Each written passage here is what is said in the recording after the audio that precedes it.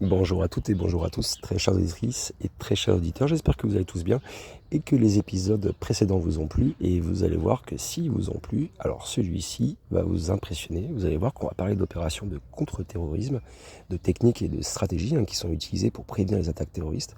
Et franchement, quand j'ai créé cet article, j'ai trouvé ça incroyable.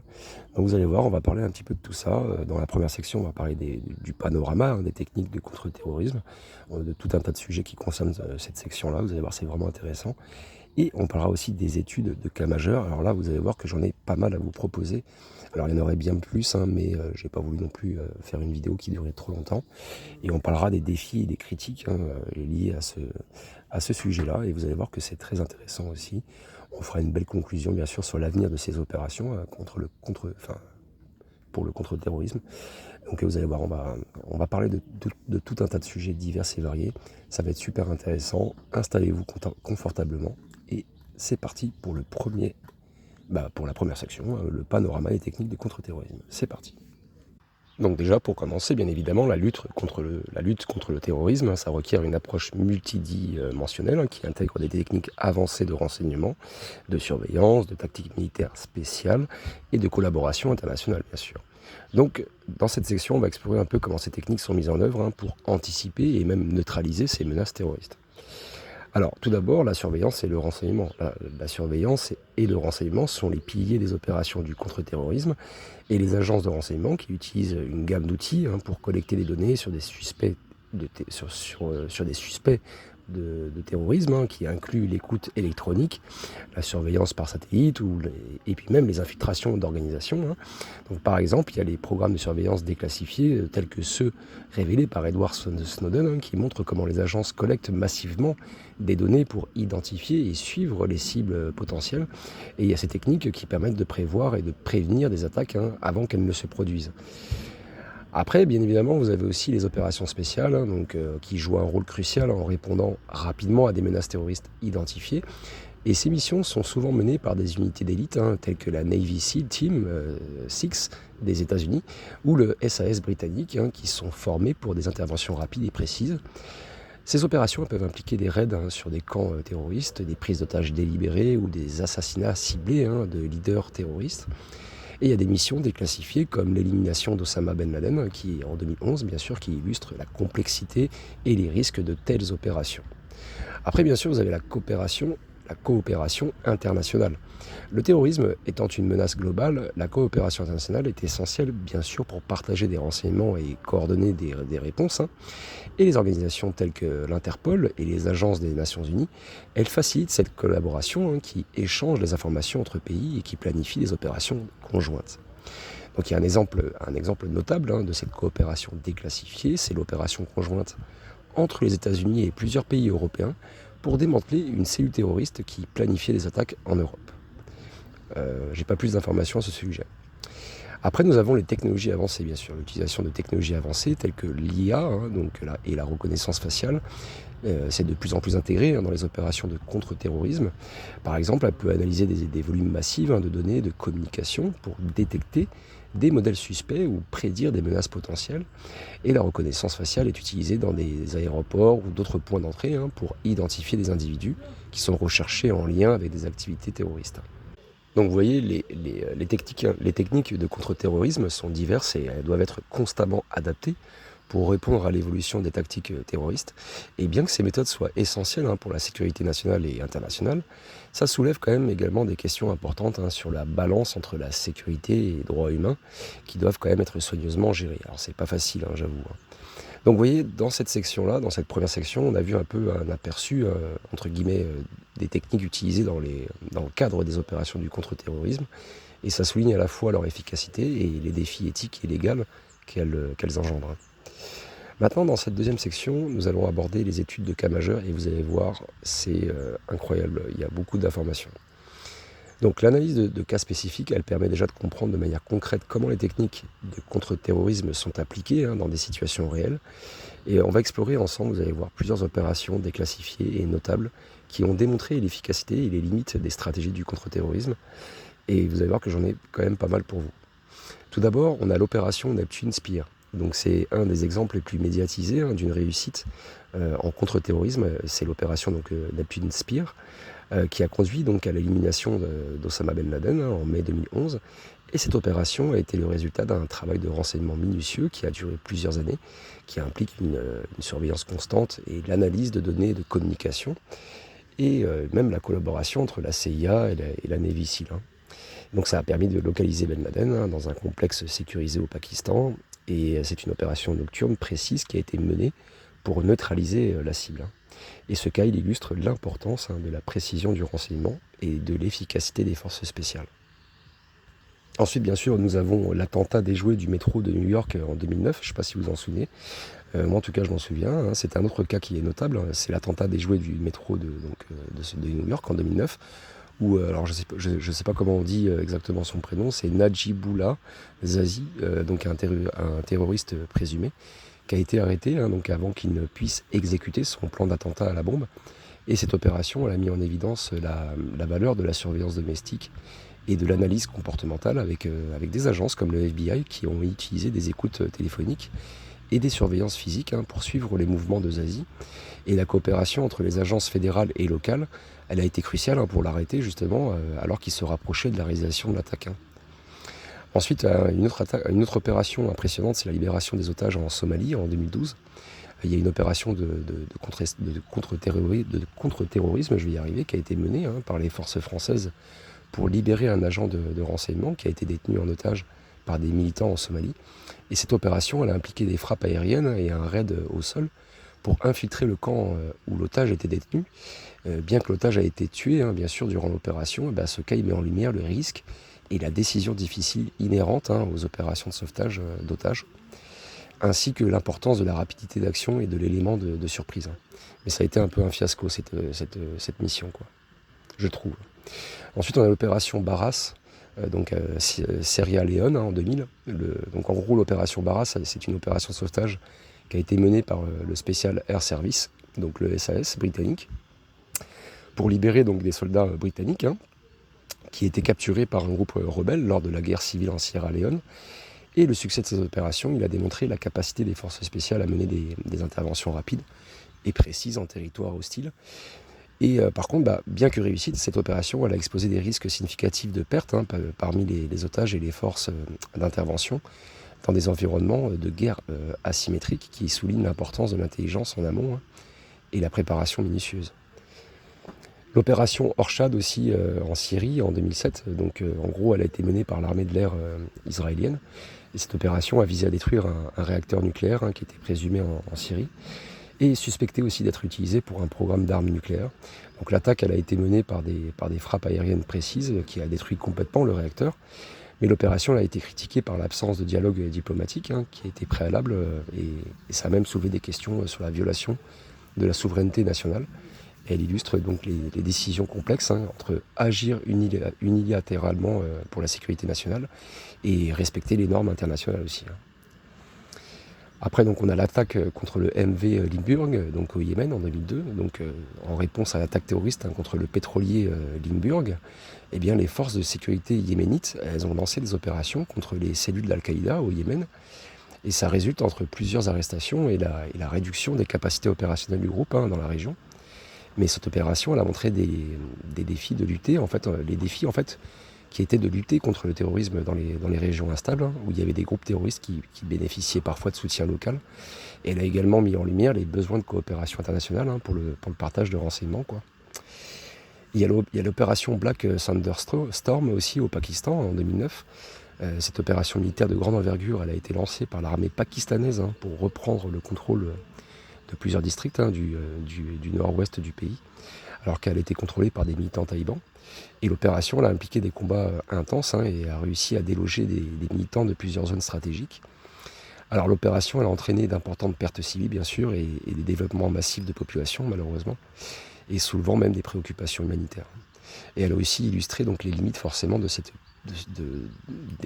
solutions purement militaires au terrorisme, des solutions purement militaires au terrorisme sans un accompagnement politique et social bien sûr.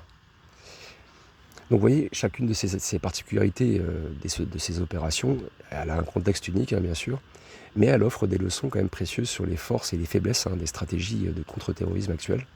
Et elle met en évidence la nécessité d'une approche équilibrée qui combine tactique militaire, renseignement précis et respect des lois internationales aussi, hein, et aussi surtout des considérations humanitaires pour lutter efficacement contre le terrorisme, en préservant bien sûr les droits de l'homme, quoi.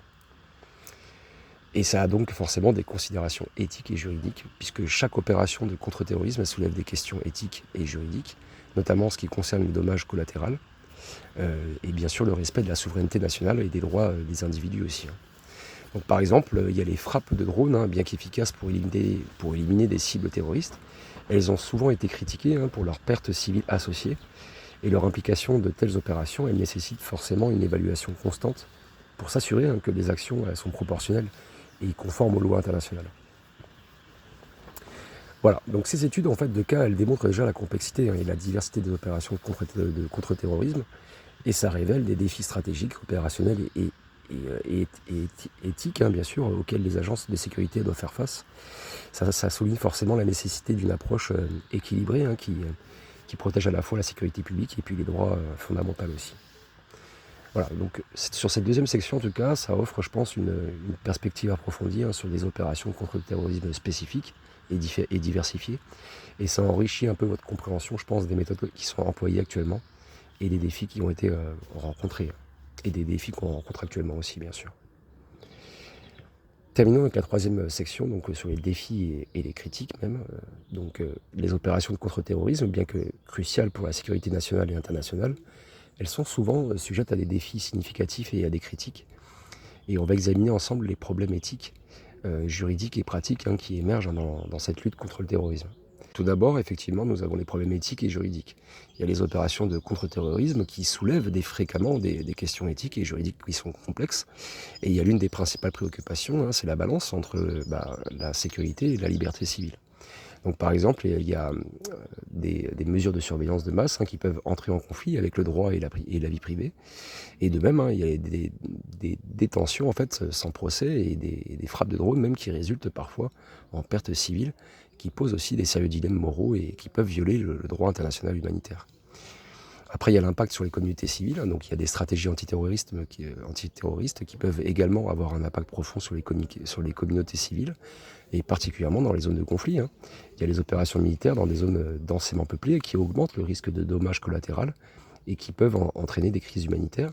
Et de plus, il y a certaines tactiques, hein, comme les profils raciaux ou ethniques, qui peuvent exacerber les tensions communautaires et stigmatiser des groupes entiers, hein, comme des menaces potentielles. Après, il y a les critiques des approches militarisées, bien sûr, hein, là, il fallait y passer par là, c'est sûr.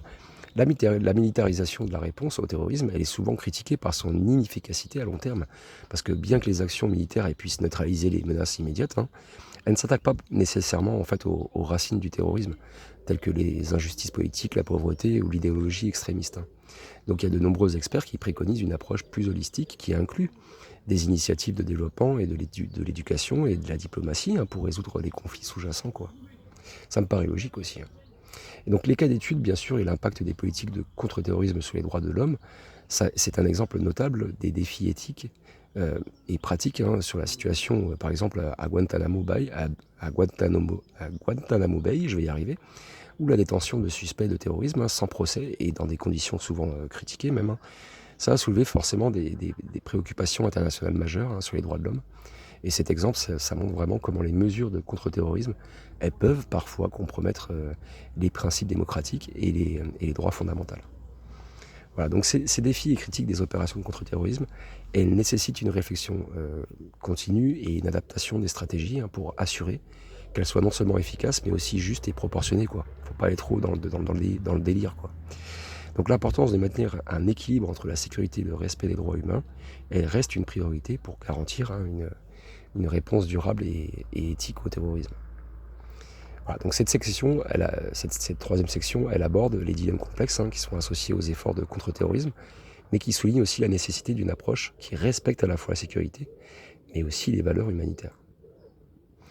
Allez, maintenant nous allons conclure sur l'avenir des opérations du contre-terrorisme, et vous allez voir qu'il y a aussi pas mal d'informations à dire.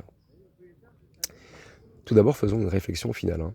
Les opérations de contre-terrorisme, hein, tout en étant essentielles pour protéger les sociétés contre des menaces violentes, elles opèrent dans un terrain qui est semé de défis éthiques, légaux et pratiques. Donc à mesure que les groupes terroristes ils évoluent, hein, et adaptent leurs méthodes, eh bien les stratégies pour les combattre, elles doivent aussi évoluer pour rester efficaces, hein, sans compromettre les principes sur lesquels nos sociétés sont construites, hein. Ensuite, il y a l'équilibre entre sécurité et liberté, ça c'est important aussi, je pense. C'est l'un des plus grands défis, hein, pour l'avenir des opérations de contre-terrorisme, c'est de maintenir justement cet équilibre délicat, hein, entre assurer la sécurité des citoyens et préserver leur liberté civile. Et cet équilibre, il est crucial, non seulement pour l'efficacité des mesures antiterroristes, mais aussi pour l'acceptabilité, hein, sociale et leur conformité avec les normes démocratiques et les droits humains. Après, nous avons les innovations et l'adaptation, hein, donc il va falloir intégrer des technologies avancées telles que l'IA pour analyser des données de masse et la reconnaissance faciale pour l'identification rapide des menaces.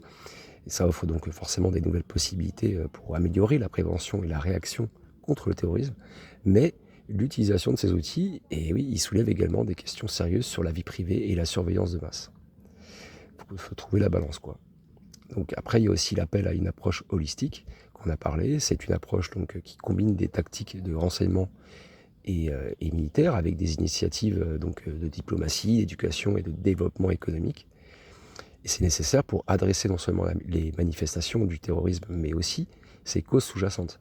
Ça investira dans le développement des régions instables, ça promouvera l'éducation et des opportunités économiques, et ça soutiendra la résolution des conflits sur des mesures aussi importantes que les opérations directes de contre-terrorisme. Et il y a aussi le dernier point, c'est un avenir incertain mais crucial. Donc l'avenir des opérations du contre-terrorisme, elle est incertaine. Et les défis sont nombreux, je pense que vous l'avez constaté, hein, durant ce petit podcast. La nécessité de protéger les sociétés contre les actes de violence extrême est indéniable, hein, ça c'est clair. Mais les décisions prises aujourd'hui sur la manière de lutter contre le terrorisme, elles façonneront le monde de demain. Et ça impactera non seulement la sécurité, mais aussi la qualité de la démocratie et des droits fondamentaux. Allez, passons à la conclusion maintenant de ce petit podcast. C'est parti. Donc je pense que vous l'avez compris, hein, tout au long de cet article que je vous ai créé et des recherches que j'ai pu faire pour vous. Et je pense que vous êtes plus éclairés maintenant. La lutte contre le terrorisme, elle est donc, c'est un double combat. C'est à la fois contre des adversaires externes, hein, et contre nos propres erreurs et excès aussi. C'est un récit à la fois donc captivant, donc en raison de l'ingéniosité et du courage qui est nécessaire pour combattre le terrorisme, et c'est terrifiant aussi en raison des risques de dérive autoritaire et de violation des droits de cette lutte, des droits de l'homme, hein, que cette lutte implique. Et donc du coup, le futur de cette bataille, elle dépendra de notre capacité à apprendre de nos erreurs passées et d'adapter notre stratégie à un monde en constante évolution. Voilà, j'espère que cet article vous a plu. Vous avez vu, c'était vraiment un article un peu plus conséquent que les autres, hein, bien sûr. Mais si, ça demande c'est tellement captivant quand vous créez ces articles, en fait, que vous vous dites, bon, bah, je vais continuer un peu, vas-y, je vais rajouter plus d'informations. C'est pareil sur les cas d'études, hein, je vous en ai mis quand même bien plus, alors qu'à la base, j'en avais mis, je crois, 3 ou 4. Mais j'aurais pu rentrer donc soit un peu plus dans le détail pour chaque cas, soit vous en exposez plusieurs, comme ça après, bah, vous pouvez faire vos recherches de votre côté. Voilà, en tout cas, c'est un épisode passionnant qui a été passionnant à créer. Pour le 5e épisode, pardon, on va parler des commerces d'armes internationales, donc les réseaux et les implications politiques, hein, du commerce mondial d'armes. Vous allez voir que ça aussi, c'est quand même pas mal. C'est quand même pas mal. Et le prochain aussi, donc le 6e, ça sera l'espionnage économique. Quel est l'impact, hein, de l'espionnage sur les économies nationales et les industries clés, quoi. Vous allez voir, de toute façon, il y a tout un tas d'articles. J'en ai préparé déjà une trentaine. Je pense que vous n'êtes pas au bout de vos surprises. Allez, eh bien, passez une très belle journée, une très belle soirée. Prenez soin de vous. Likez la vidéo, commentez, abonnez-vous. Ciao, bisous.